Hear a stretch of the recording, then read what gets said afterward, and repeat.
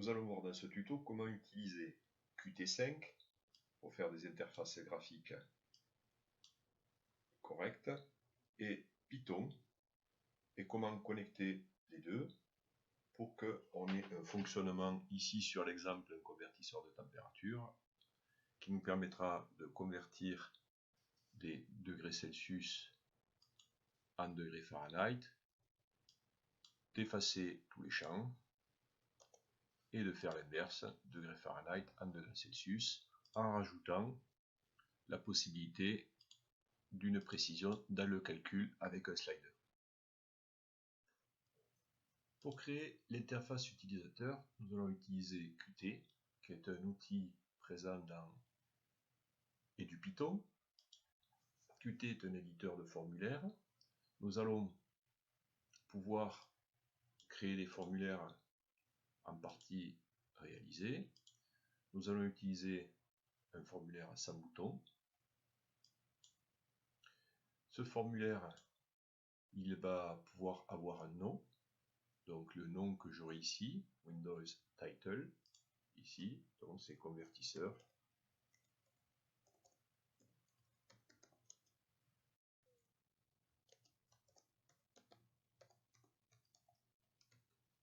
Convertisseur de température. On peut modifier sa taille. On voit que dans cet éditeur, on a des outils sur la gauche, la zone d'édition. Dans l'inspecteur d'objets, ici, pour l'instant, je n'ai rien dans le formulaire dialogue. Et puis, j'ai les propriétés associées à cet objet. Pour mon formulaire, je vais avoir besoin de champs de saisie, des textes ici. Donc, un pour la température en degrés C, un autre pour la température en Fahrenheit. Donc je les positionne en drag and drop, je les dimensionne. J'ai besoin d'un bouton.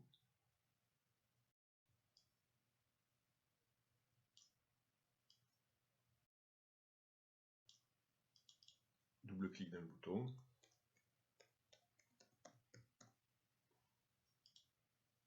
Ici, convertir. Pour l'instant, on va démarrer avec juste le bouton convertir. J'ai besoin de label pour indiquer les légendes. Double-clic.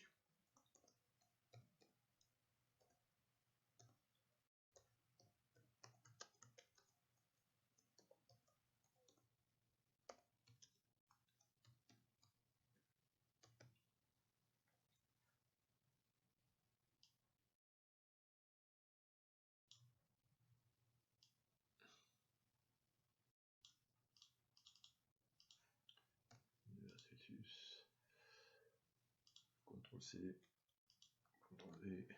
Le CTRL-C, CTRL-V fonctionne en Fahrenheit.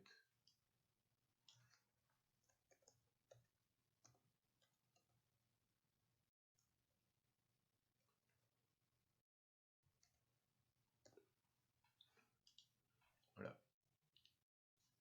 Ces zones de saisie, je vais leur donner un nom. Ici, l'object name, on le trouve, c'est texte edit. Moi, je veux que cette zone-là, ce soit un txt underscore, c'est le nom que je lui donne, Celsius. Et pour lui, un txt underscore Fahrenheit. Voilà. Et le bouton, on va lui donner aussi un bouton, un nom.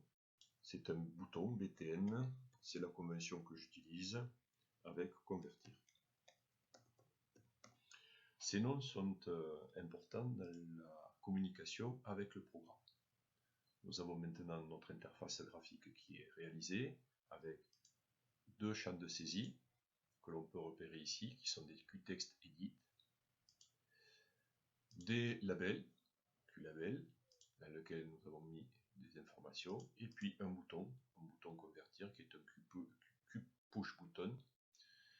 Ces éléments, pour pouvoir les identifier clairement, je leur ai mis des noms avec ma convention de nommage. J'ai maintenant mon interface utilisateur qui est prête. Il me suffit de l'enregistrer dans le répertoire qui m'intéresse avec l'extension UI.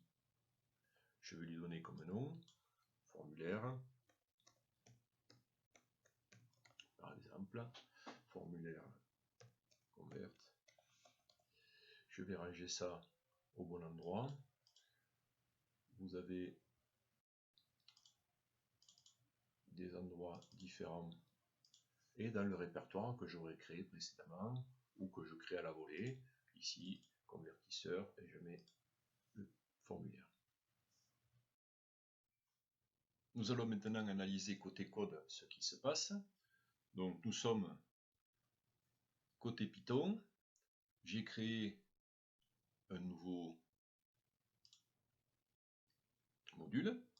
Dans ce module, je vais mettre des imports. Alors ces imports sont nécessaires. Nous avons les imports du système, les imports de PQT5 avec dans PQT5 l'import de UIC. Donc UIC c'est réutilisé à cet endroit-là, on va voir plus tard. On a un autre import, c'est le widget. Dans les widgets et l'application. Il va falloir avoir les lignes, ces lignes qui fonctionnent, donc créer l'application avec le Q application, on le retrouve ici, dans lequel on peut passer des arguments du système. En gros, c'est le démarrage de l'application, pour démarrer l'application et que le système puisse se charger, puisse se connecter à Qt. Ensuite, on va créer l'interface utilisateur, le user interface, qui est égal à l'UIC, celui que l'on a chargé ici, donc la librairie UIC. On va utiliser la méthode chargement de l'UI et on va mettre le nom du formulaire avec son extension UI, donc le nom du formulaire que l'on veut charger, et on ne va pas oublier de montrer ce formulaire avec UI show, puisque maintenant, dans la variable UI, on a bien chargé le formulaire, on le montre, et il faut être capable de gérer la fin ou la sortie du programme avec le exit pour qu'on ait une sortie de programme correcte, que le système le gère. À partir de là, je démarre le système. On a donc la fenêtre qui apparaît. Par contre, bien évidemment, aucune action fonctionnelle dans le programme, puisque du côté Python, je n'ai rien créé.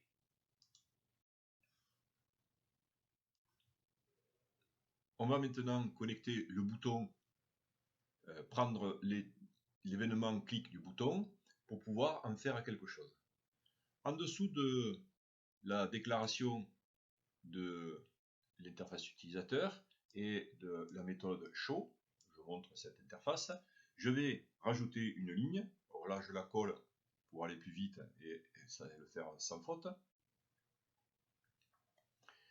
Alors, l'explication de cette ligne, UI, l'interface utilisateur. À l'intérieur, j'ai bien le bouton convertir. Le bouton convertir qui est ici, c'est bien le BTN convertir. BTN convertir que je retrouve ici, donc qui appartient à l'interface utilisateur, le bouton convertir, l'événement cliquer, quand c'est cliqué, je vais me connecter à la procédure calcul. Bien, tout bonnement, def, je vais créer une procédure calcul dans laquelle je ne passe pas de paramètres, et cette procédure, je vais lui faire écrire print, tout simplement pour avoir une idée de ce qui se passe.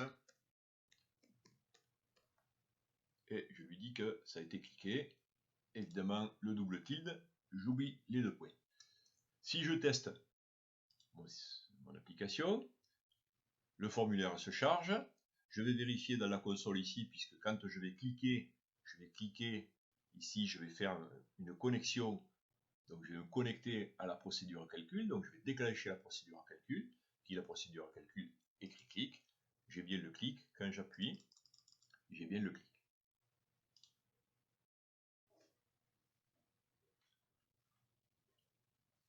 Avoir une information en bas dans la console, c'est bien beau. On va l'effacer. C'est bien beau. Ce serait intéressant de pouvoir, quand je clique, pouvoir écrire quelque chose dans ce champ de saisie. Ce champ de saisie s'appelle TXT Celsius. Pour cela, dans la procédure calcul, quand elle est appelée, je vais me connecter à l'interface. De l'interface, j'ai bien TXT Celsius. Et ce que je veux faire, c'est appeler la méthode setText. SetText. Alors je fais attention à la casse. Et qu'est-ce que je vais lui passer comme paramètre? Une chaîne de caractères. Ici, ça a été cliqué. Donc, à l'interface utilisateur, dans le champ de saisie, je vais mettre du texte et ce texte, je le passe en paramètre. On vérifie s'il n'y a pas d'erreur. Je clique, j'ai bien du texte écrit là-dedans.